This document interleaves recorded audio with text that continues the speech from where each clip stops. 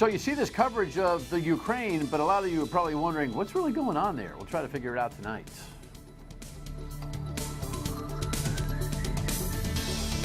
Welcome to My State of Mind. I am Dan Yorke. A pleasure to have you aboard. Going to hustle through the beginning part of the program here tonight because we're honored to have a couple of Brown professors who recently held a forum with the students and the campus and the whole thing and kind of laid out what's going on in the Ukraine. We're really advantaged to have such great faculty at Brown and PC and URI and Johnson & Wales and everywhere else to kind of lean on when it comes to stuff that we don't understand outside of our backyard. So we'll hustle to that. So don't go anywhere. In the meantime, let's check the rundown for things that are happening.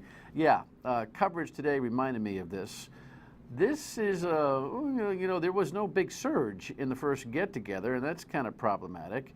We're seeing our gubernatorial candidates now have a contest as to who's got the better idea to try to create gigs around here.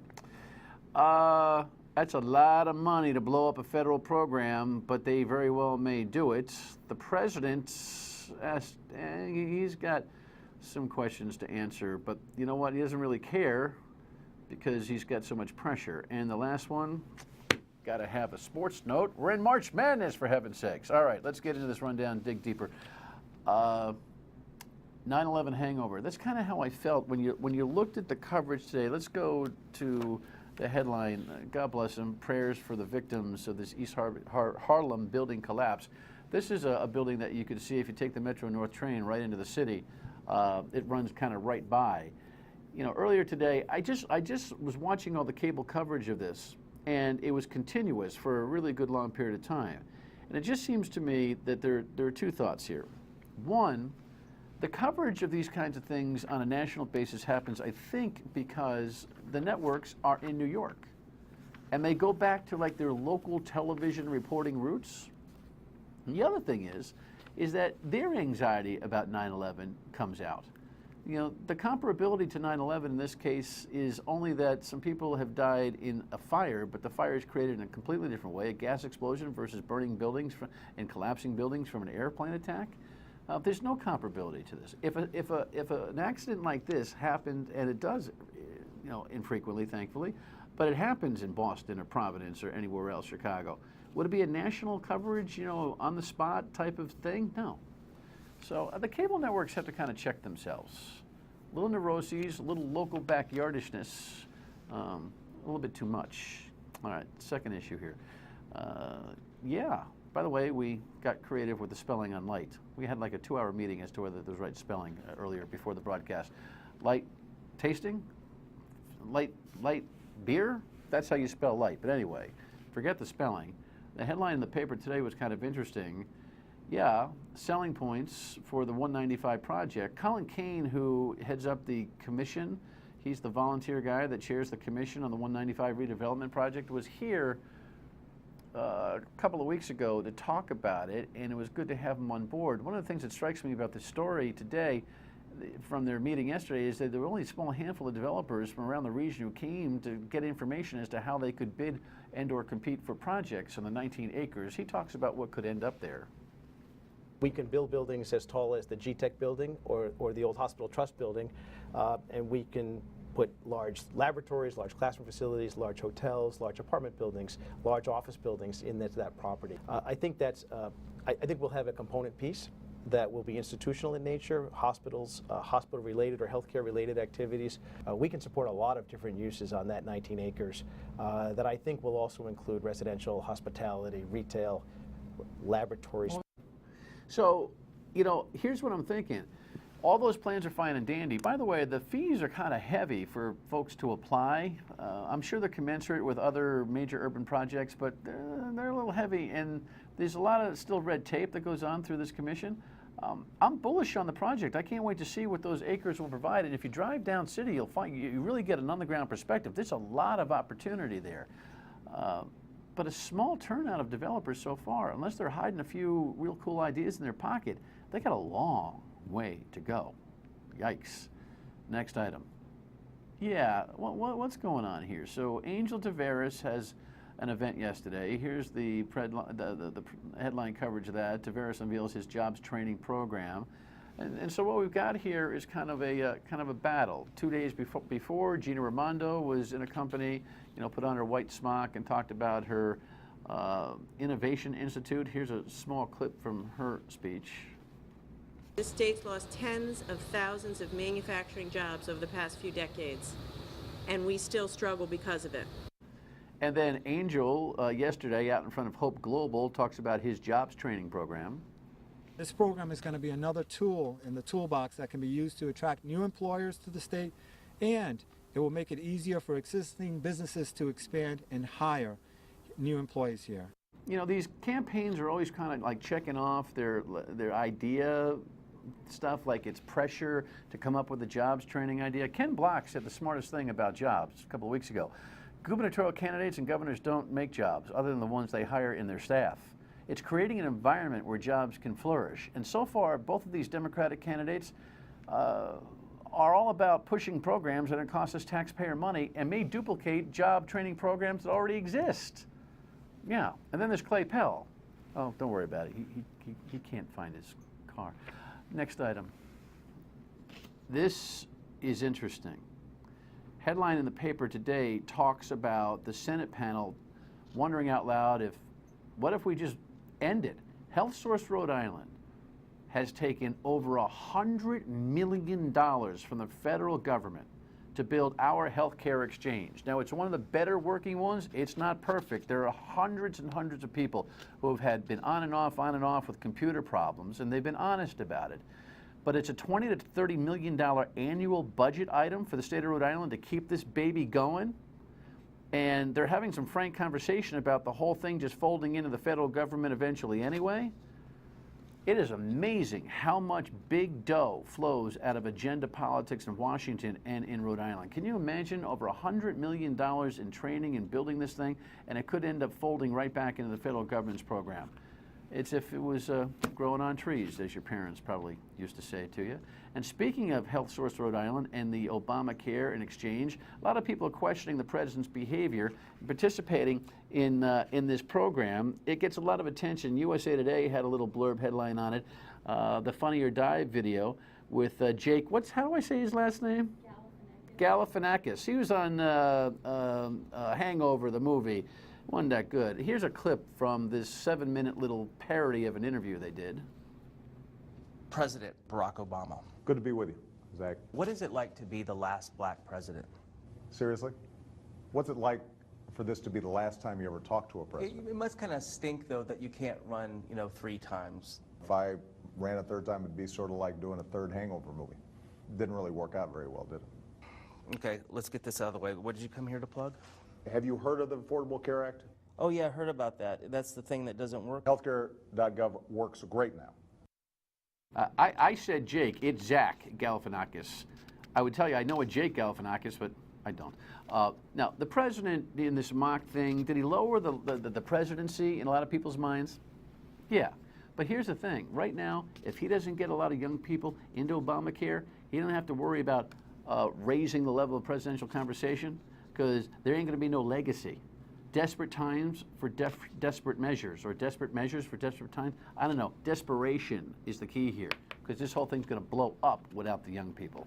And finally, it is time for March Madness. URI is getting ready for tonight. They play UMass, and could be a spoiler in that A10 tournament, getting ready for a big year next year. I'm sure they'll have it. And Cooley was talking about how big the Big East tournament is for his club. We're really excited to be playing in the Big East tournament. One of our goals was to make sure we got a bye, so we achieved that goal. Our next goal is to try to get to the blue carpet, which is the NCAA tournament, and I think this is a very important game. You look playing St. John's, you're playing in their home building, they're comfortable in that building. So we're looking at this more of a road game than really the Big East tournament. Well, PC, go get them. They got to win 2 to get into the show, most likely, tomorrow at 2:30 versus St. John's for the first one. When we come back, 2 professors from Brown who will explain this Ukraine thing to us in just 10 minutes. We'll have the whole thing solved. Stay with us.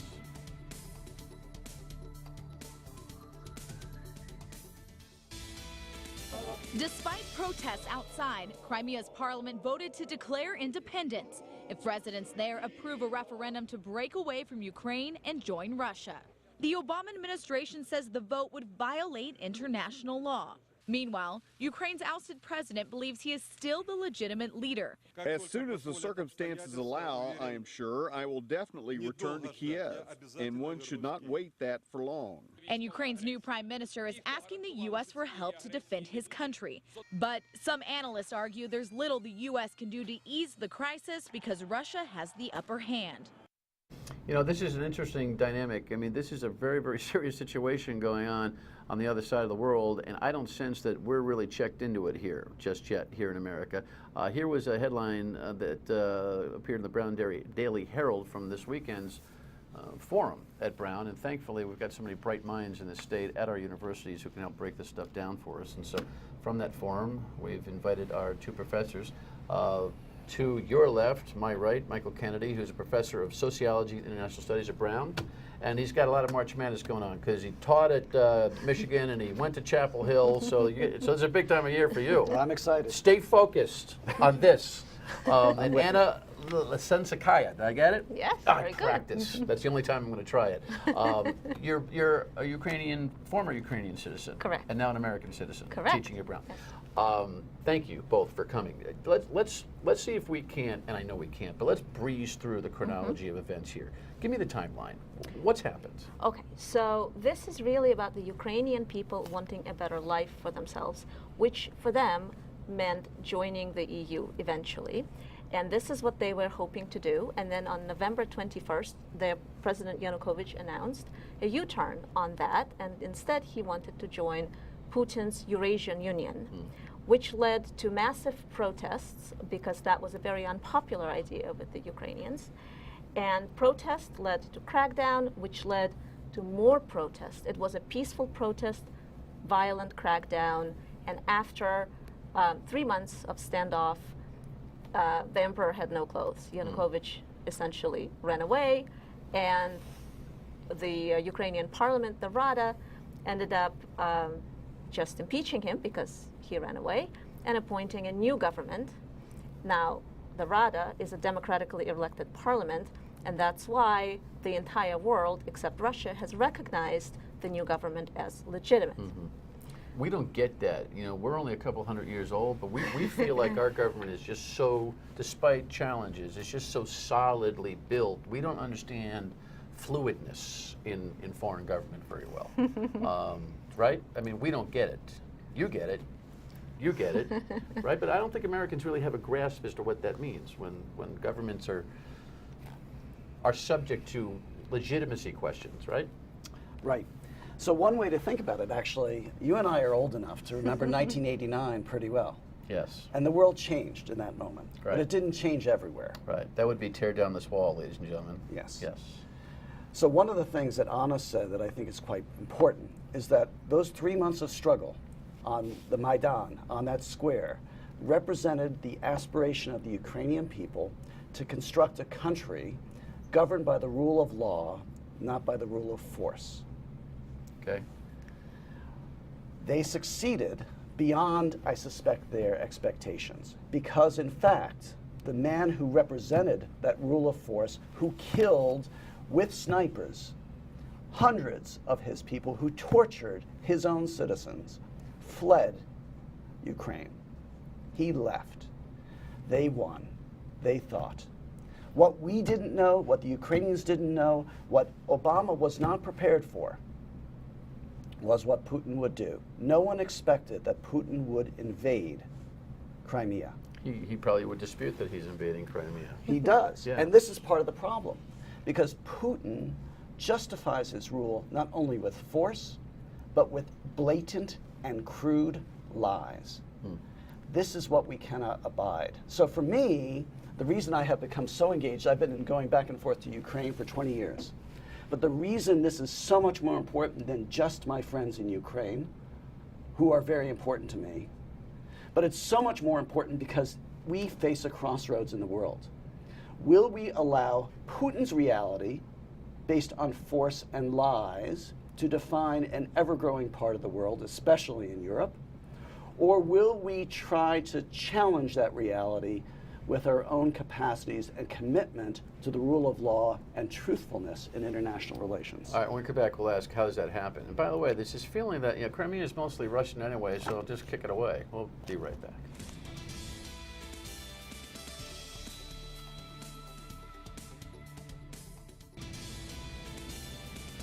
So my Brown professor's in the middle of his hearty conversation about the Ukraine. This notion that Crimea is predominantly Russian ethnically populated, and so, hey, you know, no big deal. It can just discharge from the rest of Ukraine and Putin can have it and it's fine. I think that's the elementary concept that's been sold and we might be thinking about. Is it true? It isn't, no, it's an oversimplification with which I disagree.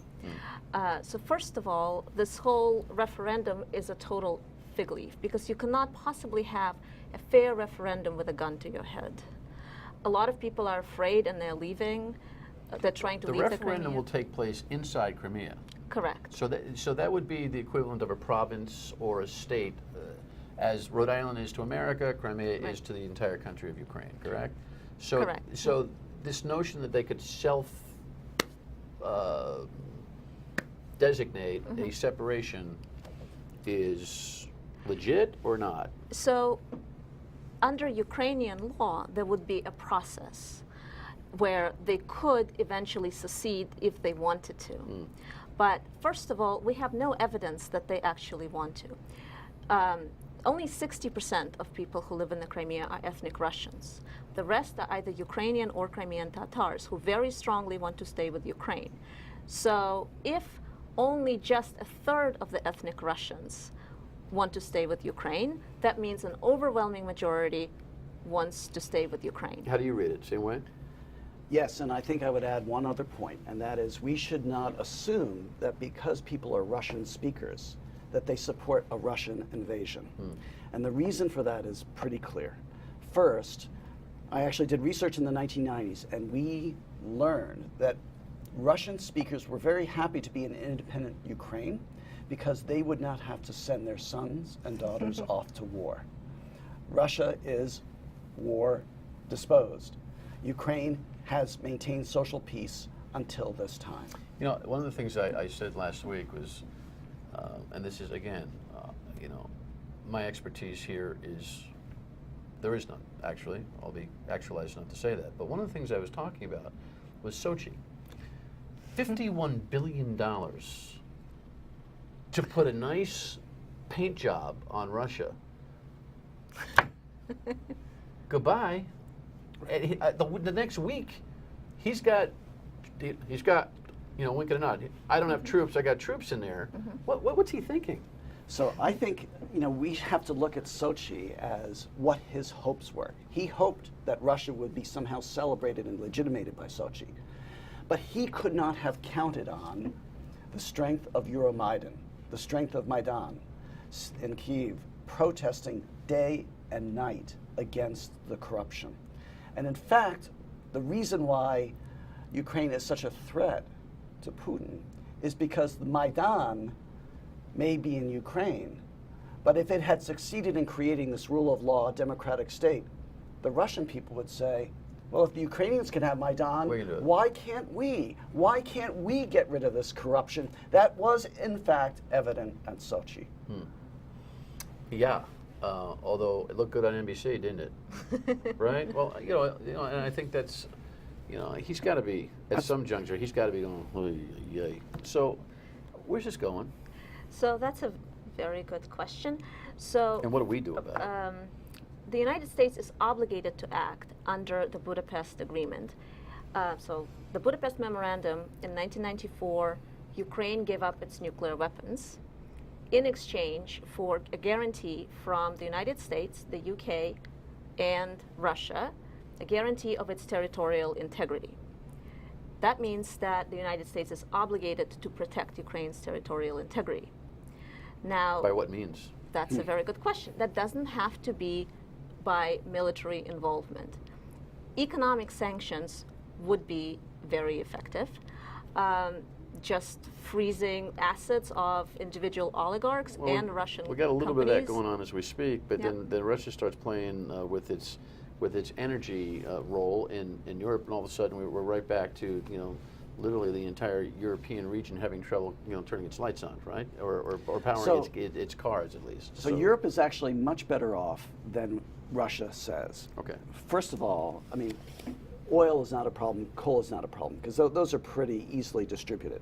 Gas is a problem. However, the Europeans anticipated this kind of danger, and they have 3 to 4 months of reserve so that they could, especially in springtime. Does that feel like enough to you, to weather whatever turbulence we've got going on here? It's enough to get started. It's enough to say to Europeans, hold on to your principles, don't just worry about your pocketbook. Listen, you can't even solve this in 30 seconds, but give me 15. Is this going to resolve well or not? I don't know, and I'm worried. What about you? I would echo that. I think the world is fundamentally different today than it was a month ago. All right, stay tuned. I'm going to have the professors on the radio. I'll let you know when, and have them come back when this thing develops. And by the way, pay attention, because the world is evolving outside southern New England. Thank you so much, professors, for coming. When we come back, your state of mind. Stay with us. Conversation on Ukraine. We will we'll check back in with the professors. Your state of mind, reaction, what they had to say. 228-1886. Leave us a voicemail or email us or post on Facebook or Twitter. Just pick this post off the Facebook. This is kind of rough. This is about as after dealing with the latest doofus in the state house. Clay Pell is more of the same. He'll never get elected, trophy wife or not. Now that's your words, David, not mine. And it's about as far as I would go when talking about these guys. But you know what's interesting? We're going to find out that Link Chafee had a lot to do with Clay Pell running. Yeah. There's a lot more to this Clay Pell candidacy. And as soon as he finds his car, or Michelle's car, we'll get into it. We'll see you tomorrow night, 7:30 on MyRI TV. Good night.